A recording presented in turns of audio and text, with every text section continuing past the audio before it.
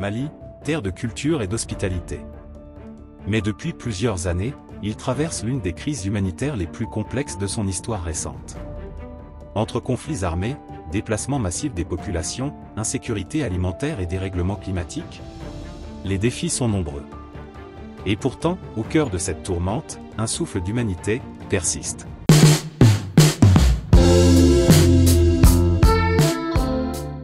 En 2025, plus de 2 millions de personnes ont besoin d'une aide d'urgence au Mali, selon les estimations des ONG présentes sur le terrain. Dans les régions du centre et du nord, des milliers de familles ont dû fuir, abandonnant leurs maisons, leurs terres, leur quotidien. Les urgences sont multiples: accès à l'eau potable, soins de santé, alimentation, protection des femmes et des enfants. Mais heureusement, ils ne fuient pas seuls.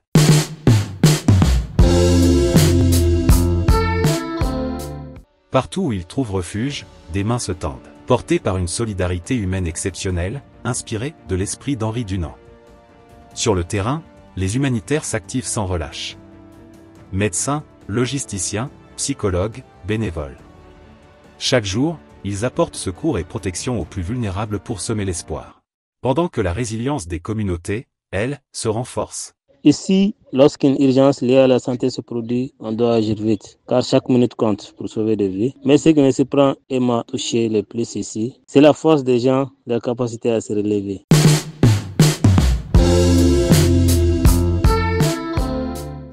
Au Mali, la Croix-Rouge malienne est l'organisation la plus proche des personnes en situation de vulnérabilité.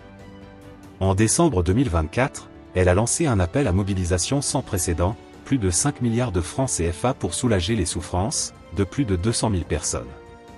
4 mois plus tard, son engagement reste intact. Aujourd'hui, à Kamanegela, cet engagement soulage le quotidien de centaines de ménages déplacés grâce à un accès illimité à l'eau potable, des distributions alimentaires, la construction d'un périmètre maraîcher, ainsi que de nouvelles salles de classe.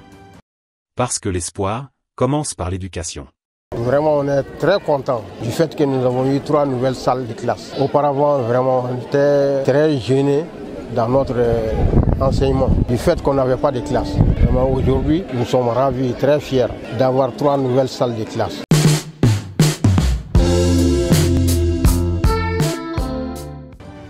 Malgré les difficultés, les communautés résistent. Grâce à la force des femmes, à la détermination des jeunes, à la solidarité locale et internationale, la lumière subsiste.